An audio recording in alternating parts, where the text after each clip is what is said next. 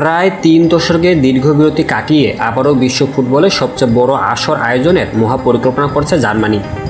2038 কিংবা 2042 সালে ফিফা বিশ্বকাপ আয়োজনের লক্ষ্যে ইতিমধ্যে প্রাতিষ্ঠানিক আলোচনা শুরু করেছে জার্মান ফুটবল ফেডারেশন। তবে চূড়ান্ত আবেদনটি সম্পূর্ণ নির্ভর করছে ফুটবলের সর্বোচ্চ নিয়ন্ত্রণ সংস্থা ফিফার আয়োজক সংক্রান্ত নিয়মকানুনের উপর। এর আগে 1974 ও 2006 সালে অত্যন্ত সফলভাবে বিশ্বমঞ্চের বিশ্বমানের এই ফুটবল টুর্নামেন্ট আয়োজন করার অভিজ্ঞতা রয়েছে দেশটির।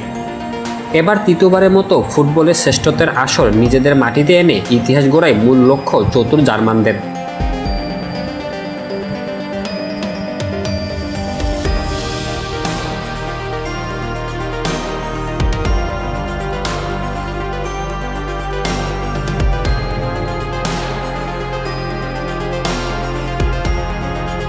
ফুটবলের দুনিয়া কাঁপাতে চীন বানিয়ে ফেলেছে এমন কিছু ভবিষ্যৎমুখী স্টেডিয়াম যা দেখে গোটা দুনিয়া অবাক।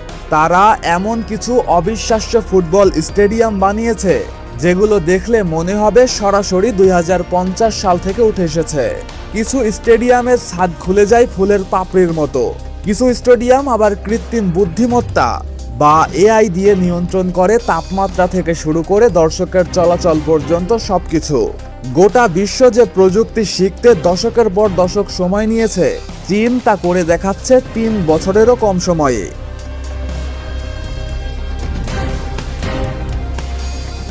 হাংজু স্পোর্টস পার্ক স্টেডিয়াম দূর থেকে দেখলে মনে হবে বিশাল এক মায়াবী পদ্মফুল যেন মাঝ পথে ফুটতে গিয়েই থেমে গেছে।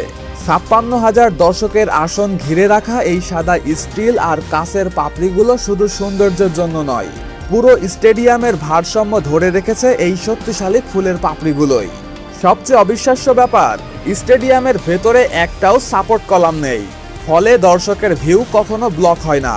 ডাবল লেয়ার কাঠামোর কারণে এখানে প্রাকৃতিক বাতাস চলাচল করে, বিদ্যুৎ ছাড়াই ঠান্ডা থাকে পুরো স্টেডিয়াম। আর এর ছাদে থাকা বিশেষ টাইটানিয়াম ডাই অক্সাইড কোটিং সূর্যের আলো পেলেই বাতাসের দূষণ নষ্ট করে দেয়, যা আক্ষরিক অর্থে স্টেডিয়ামের ভেতরে বাতাসকে সম্পূর্ণ পরিষ্কার করে ফেলে। রাতের বেলা হাজার হাজার স্মার্ট এলইডি আলো জ্বলে উঠতেই পুরো স্টেডিয়ামটা আলোর এক বিশাল ফুটন্ত ফুলে পরিণত হয়। মাঠে গোল হলেই আলোর তরঙ্গ ঢেউয়ের মতো খেলে যায় চারপাশে।